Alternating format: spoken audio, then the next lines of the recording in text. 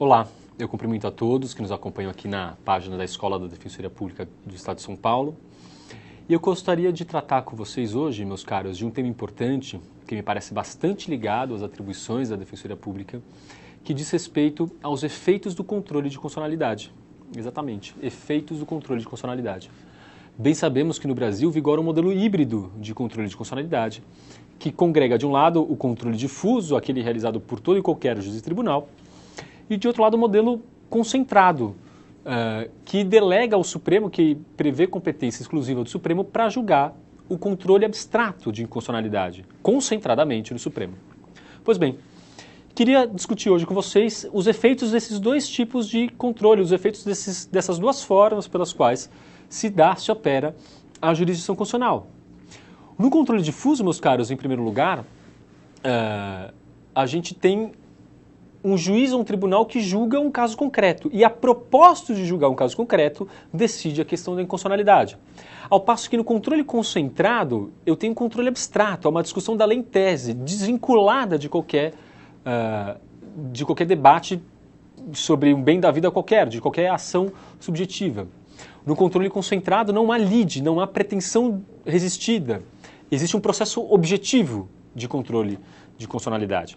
Pois bem, começando pelo controle concentrado, esse realizado pelo Supremo Tribunal Federal, eu tenho três principais efeitos que eu precisaria lembrar com vocês.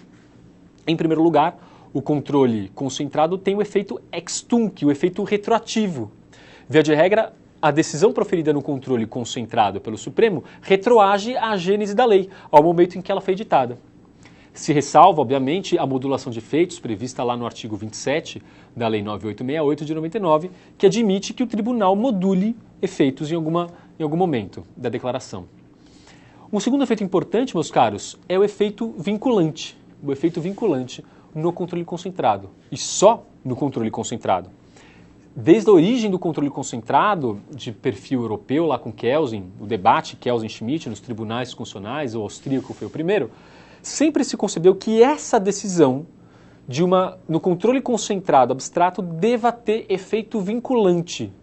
E o que é efeito vinculante, meus caros? O efeito vinculante é o efeito que as decisões proferidas pelo Supremo nesse controle concentrado, tradicionalmente, têm de vincular os demais órgãos do Poder Judiciário e toda a administração pública direta e indireta de todos os entes federativos, da União, Estados, Distrito Federal, Município.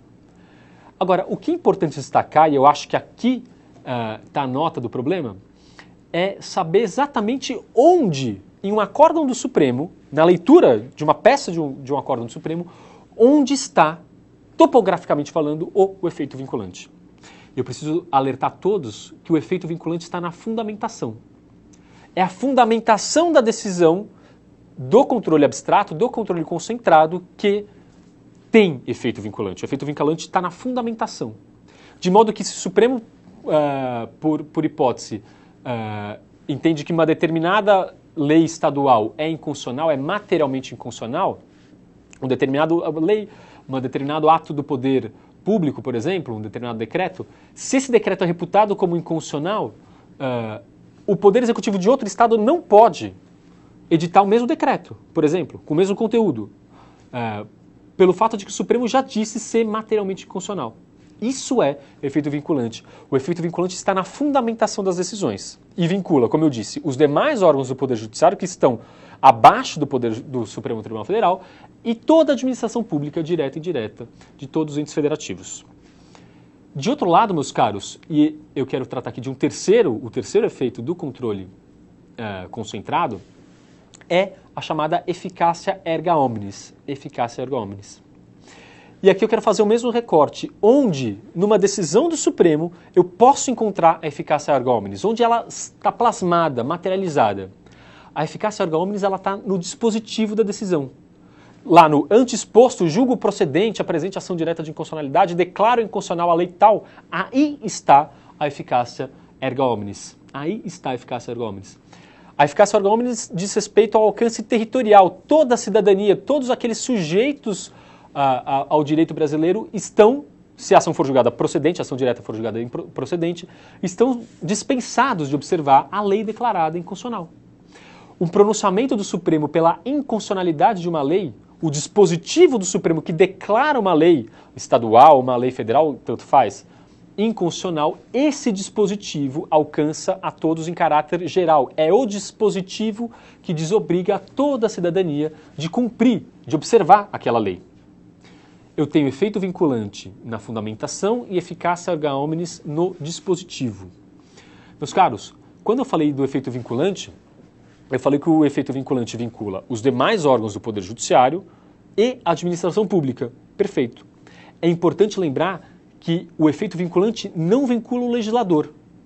O Congresso Nacional, se eu estiver tratando de uma lei federal, ele está autorizado a editar, sim, uma lei declarada inconstitucional pelo Supremo. O ministro César Peluso, do Supremo, cunhou uma expressão que virou célebre. Diz que o efeito vinculante não vincula o legislador sob pena de fossilização da Constituição, sob pena de fossilização, de cristalização, de perpetuação de uma decisão do Supremo. O efeito vinculante vincula quem exerce a administração pública, os demais órgãos do Poder Judiciário, mas não vincula o legislador sob pena de fossilização da Constituição. Esses são fundamentalmente os três efeitos principais desse controle concentrado, desse controle abstrato de constitucionalidade. Dito isso, eu quero mudar e abordar os efeitos do controle difuso, aquele controle exercido por todo e qualquer juiz do tribunal como causa incidental, como questão incidental no julgamento de um processo subjetivo, no julgamento de uma lide concreta. Pois bem, no controle difuso, meus caros, os efeitos são os seguintes. Em primeiro lugar, o efeito retroativo também. Marbury versus Madison, que é o precedente clássico, histórico, que fundou, que criou o controle de constitucionalidade lá na Constituição americana, assentou o seguinte, que a lei declarada inconstitucional no controle difuso é nula e irrita, ou seja, a declaração retroage, a decisão judicial retroage à gênese ao momento em que a lei foi aperfeiçoada. Efeito retroativo, efeito ex tunc. Agora, por se tratar de um processo subjetivo em que a questão da constitucionalidade ou não de um ato normativo faz parte da fundamentação do autor ou do réu, esse efeito do controle difuso, ele não é coletivo, ele não é coletivizável, como é o controle concentrado. No controle difuso, meus caros, o efeito é interpartes, limitado às partes. Se trata de uma questão prejudicial, a aferição da constitucionalidade ou não é uma questão prejudicial e, portanto, segundo essa doutrina clássica sobre o assunto, vincula tão somente as partes. Pois bem, na nossa Constituição existe um mecanismo que torna coletivo, que torna em alguma medida abstrata a decisão que o Supremo possa dar no controle difuso. Basta imaginar, por exemplo, o Supremo que, quando se depara com o julgamento de um recurso extraordinário, o mandado de segurança originário, ou mesmo o habeas corpus originário, pode decidir, no julgamento de casos concretos, que uma determinada lei seja inconstitucional. Nesse caso, meus caros, por essa doutrina tradicional clássica, histórica sobre o assunto, estou falando fundamentalmente de Marbury versus Madison, a decisão só se aplica às partes. Agora, existe um mecanismo pelo qual se permite uma possível ampliação dos efeitos. E esse mecanismo, meus caros, é a resolução de que trata o artigo 52, inciso 10 da Constituição, a resolução do Senado. De fato, a nossa Constituição dá ao Senado a prerrogativa de editar uma resolução que possa suspender a eficácia de uma lei declarada inconstitucional pelo Supremo. O mecanismo é mais ou menos o seguinte: o Supremo decide um caso concreto, comunica ao Senado que pode, num ato político, ele não é obrigado a declarar, a suspender a eficácia, isso é um ato político, está sujeito a uma discricionariedade política. O Senado tramita um projeto de resolução e pode, no final desse processo legislativo, aprovar uma resolução que suspenda em caráter coletivo a eficácia da lei declarada inconstitucional pelo STF em um caso concreto. Essa resolução é um mecanismo que amplia, que permite uma possível ampliação, se o Senado assim entender, repito, é um ato político, os efeitos da decisão do controle difuso. Pois bem, esse sempre foi a tônica do controle difuso, sempre se compreendeu dessa forma: controle difuso, efeito interpartes, controle concentrado com eficácia erga omnes. Até que, meus caros, teve um evento importante, recentemente decidido pelo Supremo, que isso quase mudou. O Supremo quase chegou a um resultado que inverteria a lógica do sistema concentrado difuso e quase passou a atribuir eficácia erga omnes às decisões que ele daria no controle difuso. E é sobre isso que eu quero falar agora. Para falar sobre isso, eu teria que recuperar com vocês uma decisão histórica antiga, dada em fevereiro de 2006 pelo Supremo, na qual o STF declarou inconstitucional um artigo, o artigo 2º da Lei de Crimes Hediondos, a lei ainda vigente, 8.072 de 90, e na redação ordinária desse artigo 2º que proibia a progressão do regime de penas, que vedava a progressão e que impunha, por consequência, aos condenados por crimes hediondos, o cumprimento de pena no regime integralmente fechado. Era isso. Nesse julgamento, em fevereiro de 2002, o famoso habeas corpus 82959, relator o ministro Marco Aurélio, o Supremo declarou inconstitucional o artigo 2º da Lei de Crimes Hediondos, na sua redação originária, que vedava a progressão de regime aos condenados por crimes hediondos. E deixou muito claro o Supremo que aquela decisão valeria para todo o país. Deixou muito claro que aquele entendimento alcançado em um habeas corpus deveria ser de observância obrigatória por todos os outros juízes e tribunais. A semelhança do efeito vinculante. A semelhança do efeito vinculante do controle concentrado. Pois bem, e o que aconteceu a partir daí? Isso causou uma grande repercussão nos tribunais e nas varas criminais, país afora, alguns juízes entendendo que estavam vinculados àquela decisão proferida no habeas corpus, outros entendendo que se exigia uma resolução do Senado Federal suspendendo a eficácia da Lei de Crimes Hediondos, nesse particular. E nesse contexto de dúvida jurídica, um defensor público do Acre moveu uma reclamação constitucional. Era um defensor público que atuava na vara de execuções criminais do Acre e, analisando um processo criminal, moveu uma reclamação constitucional em benefício de dezenas de sentenciados por crimes hediondos e postulou diretamente ao Supremo, pela via da reclamação constitucional, que o Supremo, para garantir a autoridade da decisão dada naquele habeas corpus, permitisse a progressão de regime daqueles condenados, daqueles sentenciados por crimes hediondos. Pois bem, começou o julgamento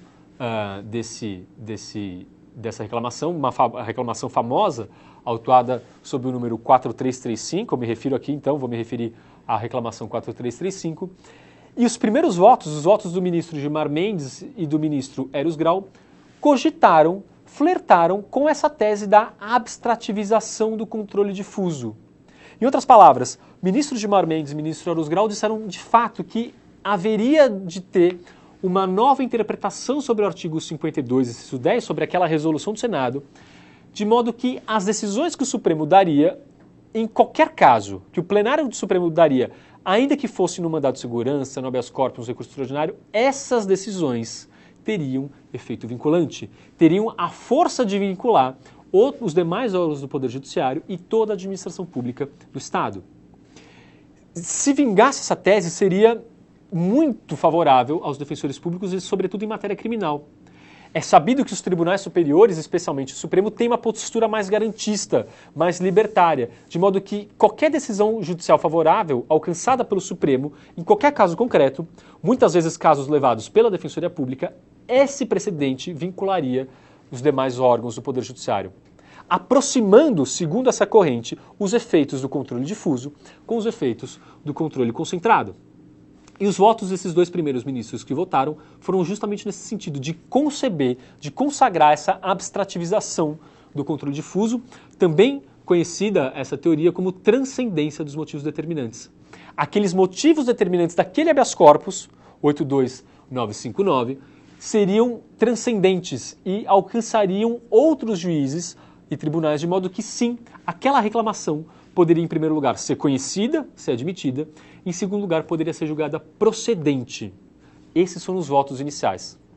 A partir daí, meus caros, o processo teve vários pedidos de vista sucessivos, ficou durante muitos anos parado nos gabinetes dos ministros, que se sucediam nos pedidos de vista, até que sobreveio em março de 2014 o voto que foi acolhido pela maioria da Corte, o voto do ministro Teori Zavascki, que afastou essa teoria da transcendência dos motivos determinantes.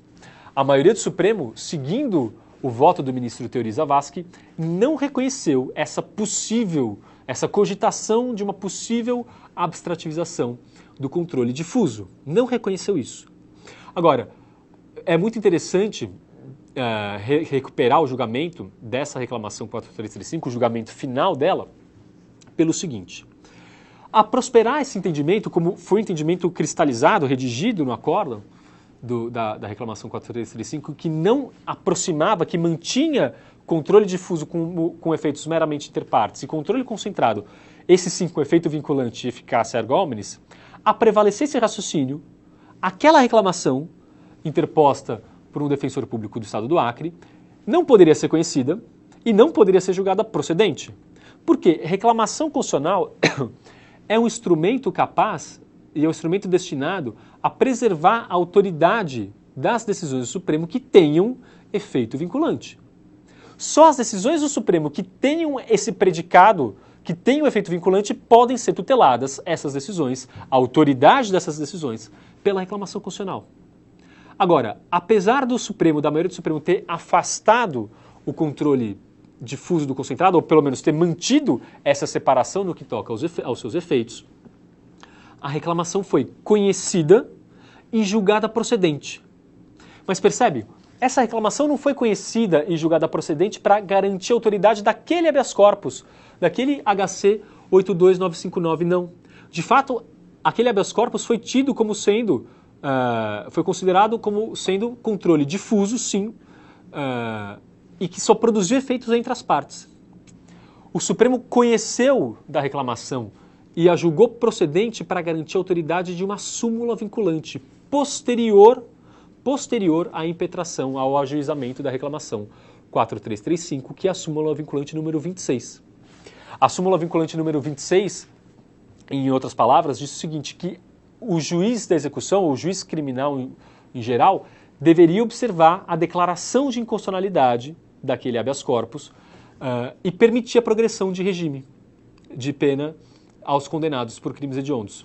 É claro que para os crimes praticados até a vigência da Lei 11.464 de 2007, essa progressão se daria de uma forma mais benéfica ao réu, que era observando os intervalos, o cumprimento mínimo de 1/6 em cada regime, e para os fatos praticados desde a Lei 11.464 de 2007, deveria ser observado aqueles requisitos diferenciados de 2/5 ou 3/5 para progressão do regime de pena.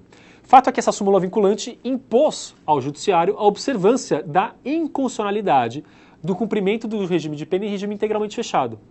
E foi para defender a autoridade dessa súmula vinculante que o STF conheceu em primeiro lugar e julgou procedente a reclamação 4335. E não para garantir a autoridade do habeas corpus, aquele habeas corpus inicial, o HC 82959.